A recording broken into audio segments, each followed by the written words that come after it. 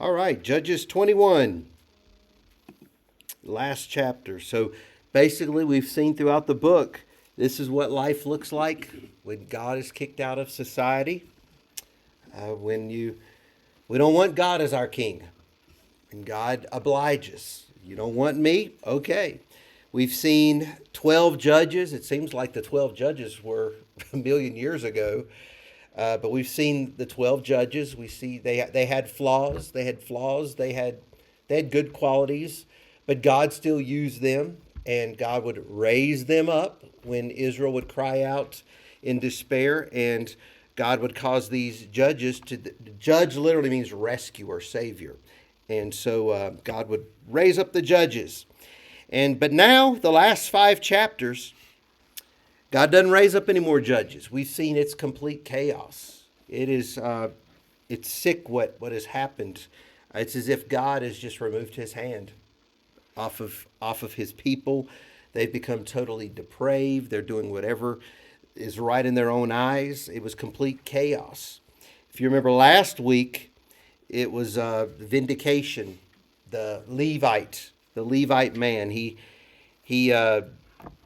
raised up hundreds of thousands of troops to take revenge on the Benjaminites, or however you want to say it, on the tribe of Benjamin, because some of the people abused his concubine.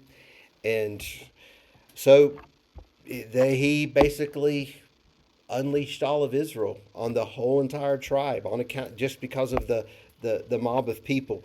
They burned the villages. Remember that? They burned the villages. They killed all the women. They killed all the children. All that was left. Do you remember how many soldiers were left?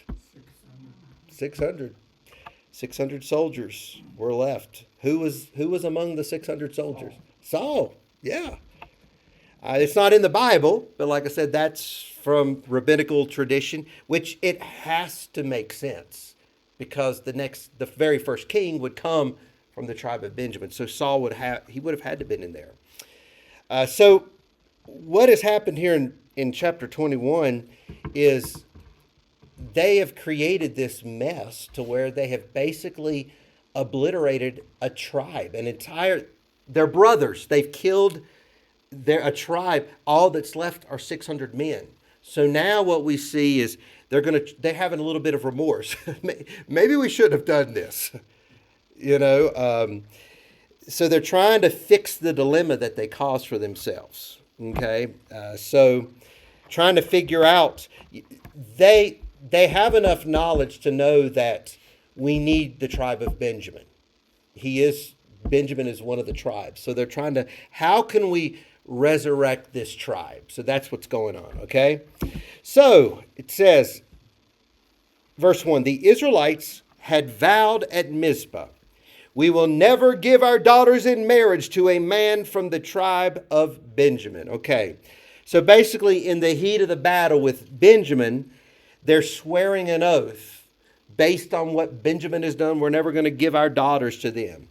But now the dilemma is, since the war is over, there's no women for the 600. There's no women for the 600 men. In order for the tribe to continue, it takes a woman. They killed all the women, but they also made a vow before God that we can't give many of the women, okay? So the 600 men that's remaining, I mean, they're going to die childless or whatever, or they're going to either way, Benjamin's going to go extinct unless something happens. So the dust settles. Israel realizes what they've done. They've basically, in their rage, they've destroyed themselves almost, and almost destroyed an entire tribe of Israel. They know it, so they're going to try to fix the damage to get themselves out of the dilemma. So how are they going to do it? Based on everything we've read in the book of Judges, do you think the plan that they come up with is going to be a good plan? No, it's not. They're not going to do it in a godly way. Do you think they're going to fix it in a manner according to the Bible? No. All right, so here it is. And it is jacked up. Verse 2, now the people went to Bethel and sat in the presence of God. This until evening, weeping loudly and bitterly "O Lord God of Israel," they cried out, "why has this happened in Israel? Now one of our tribes is missing." They've destroyed the whole tribe, and now they're crying, "Where did the tribe go?" They're blaming God. That's what they're doing. They're blaming God, and they're the ones who did this. So it says, early the next morning, the people built an altar and presented their burnt offerings and peace offerings on it. So on the surface, if you're just reading it, you're going to think, oh, their hearts are, they're doing what's right, blah, blah, blah. But they're not. They're blaming God. They're blaming God. That's what they're doing. Why has this happened? When the real reason why there are no wives for the remaining Benjamites are because they've slaughtered them all. And also they made this stupid oath. The Bible says, God said in the commandments, don't take an oath. Don't take an oath because you're going to break the oath. We're going to break an oath. That's why, people, technically we're not supposed to swear. I swear to God. Even when they hold their hand on the Bible, I swear. God says we're not even supposed to do that because a swear is an oath to God, and you're going to break it. You're going to break it. And so, yeah, they're the ones to blame.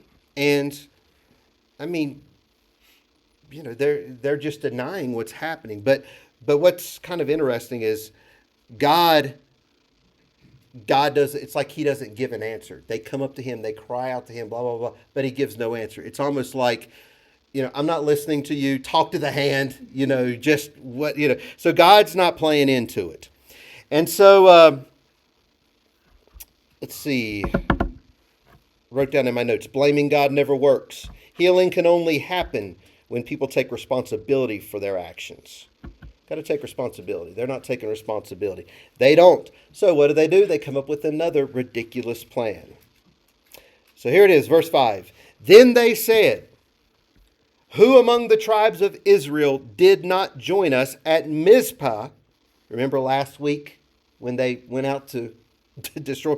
Who from Mizpah did not join us when we held our assembly in the presence of the Lord? At that time, they had taken a solemn oath in the Lord's presence, vowing that anyone who refused to come would be put to death. Okay, so they're going again with another oath.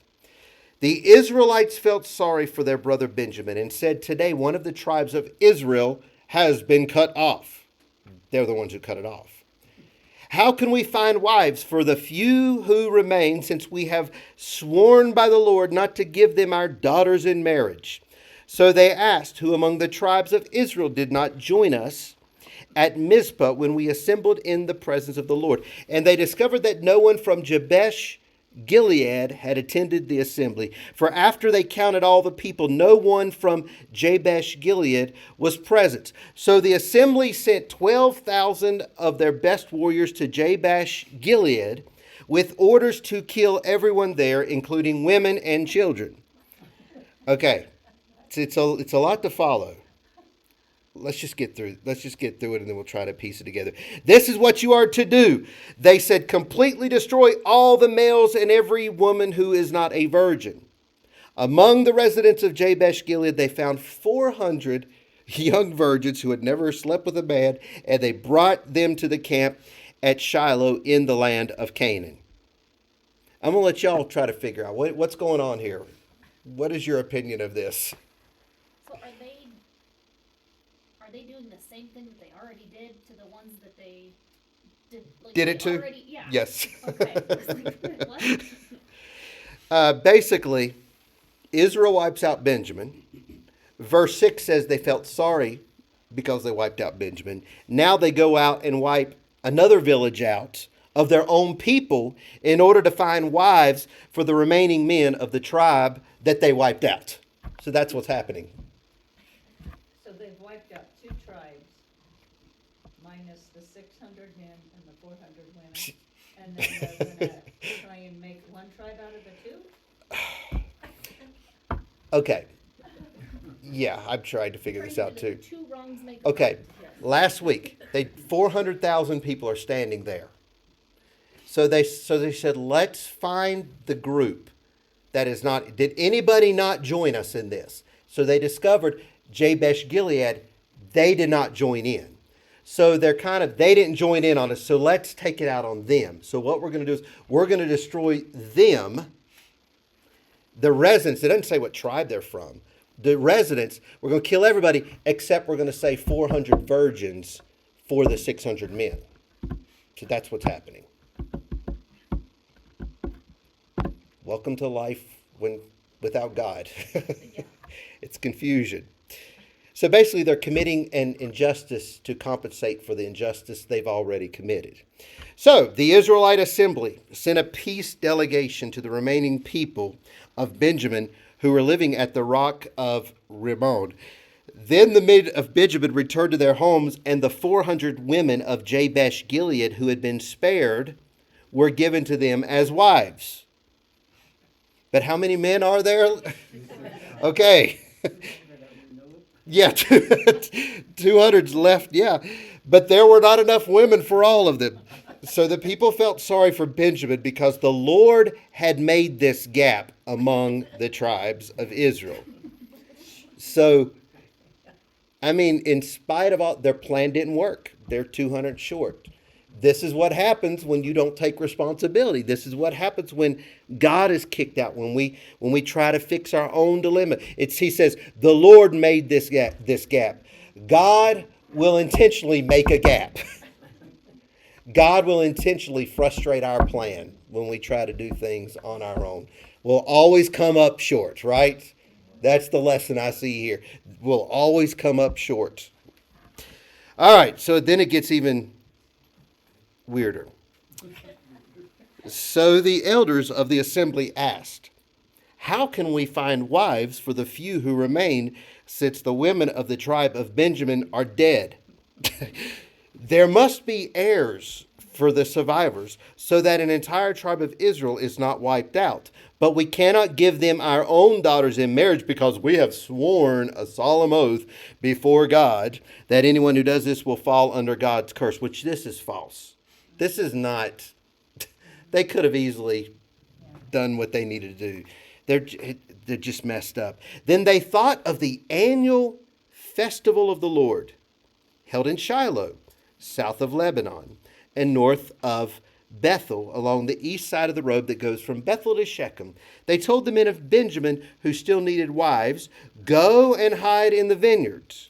When you see the young women of Shiloh come out for their dances, rush out from the vineyards, and each of you can snatch one and take them home to the land of Benjamin to be your wife." Okay, so we'll unpack this. And so part of the reason that they went to Jabesh Gilead is because they weren't in on the swear. They weren't in on the oath.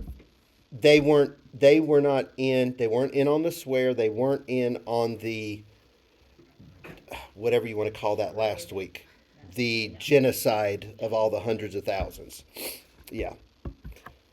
Basically, okay, everything's still wrong here. First of all, it says they thought of the annual festival of the Lord held in Shiloh, where there are virgin dancers who come out. Well, there is no such thing. This is not one of the feasts. They call it a festival of the Lord, but this is not one of the festivals that God commanded under the law that they are to keep. And especially, there are no biblical festivals involving young dancing virgins in the vineyards. That's paganism, right? You find anytime you see it's Baal or Baal or however you say it's Baal, it's all of just the demonic stuff, you know. So they're mixing the pagan demonic practices and trying to say this is for God. Kind of like the idol, Micah's idol for the Lord. And what's also just hideous, Israel wiped out Benjamin because a few people raped the Levites' wives. So now to find wives for the remaining 200 Levites, they're basically advocating abduction and rape, right? Snatching the 200, snatching the dancers, and demanding to take them as their wives. So it's just going in a circle. And then they're trying to Basically, in verse 22, we'll see they devise a plan just to absolve everybody from the guilt. It says, and when their fathers and brothers came to us in protest, we will tell them, please be sympathetic. Let them have your daughters. For we didn't find wives for all of them when we destroyed Jabesh Gilead. And you are not guilty of breaking the vow since you did not actually give your daughters to them in marriage. So they're not breaking the vow because they're not giving their daughters in marriage. The Benjamites are stealing them. So that's their plan, and God will bless. They sound like a criminal. They sound like drug addict criminals because that is what they do. They will like try to make it so that it all makes sense and so that it's right. Yep, that's right. Verse 23. So the men of Benjamin did as they were told. Each man caught one of the women as she danced in the celebration and carried her off to be his wife. So there you have it. Women have been abducted. Protests have been stifled. No one has done anything wrong.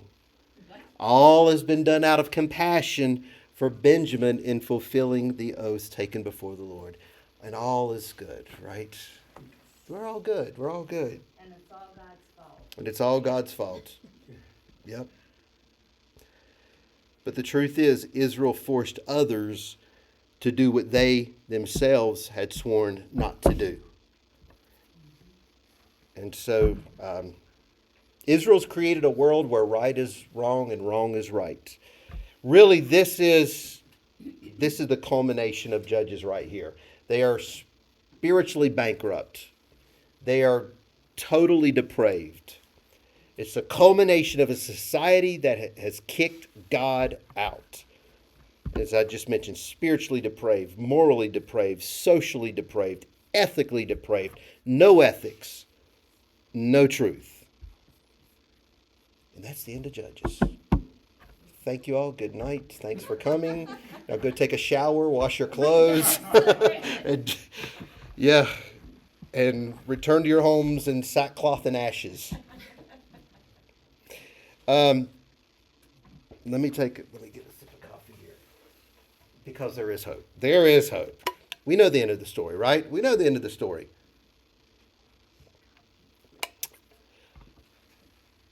So the question I had here is this the end? Is this how it's all going to end? Complete, total depravity. Well, the last 2.5 verses give hope because it doesn't end. There's a glimmer of hope here. Look at the end of verse 23. And this is how the story of Judges ends. It says, so they returned to their own land, and they rebuilt their towns and lived in them. Then the people of Israel departed by tribes and families, and they returned to their own homes. Now, if you're just reading this, you're going to think, okay, this is not a good ending, because it actually ends. In those days, Israel had no king. The end. But you got to read into this a little bit more, because it says they returned to their own homes. The literal translation says they returned to their inheritance. And that's the key. That home, the word homes there is translated in Hebrew, bless you, as inheritance. And that's powerful. After everything, think about this, after everything Israel has done, they've kicked God out of their life. They've kicked God out of their nation, out of society. You would think that God would just let them destroy themselves. But he lets them return to their inheritance. Inheritance speaks of a connection, a past connection, a future hope. Inheritance, more specifically, speaks of God, because they are God's inheritance. That land is their inheritance.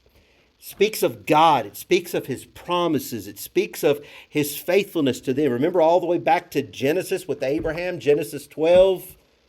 We're praying for the Israel because they are his inheritance. He made that. God can swear, and God can make an oath. God swears to God. He swears to himself because there is no... God made an oath that they would be his inheritance forever, and that the land would be their inheritance forever. So as bad as Israel has been, as dark as the book of Judges is, the book ends with a miracle. The miracle is that despite everything, Israel lives. Israel lives. When you go to Israel, you hear shouts at the Western Wall, Am Yisrael Kai, Am Yisrael Kai. That means Israel lives. That's Israel lives. Israel lives. Am Yisrael Kai, Am Yisrael Kai. And that's the miracle in itself. They should have been destroyed, right? But God allows them to return to their inheritance. God has not abandoned his people. There's still hope. The promise of an inheritance still stands.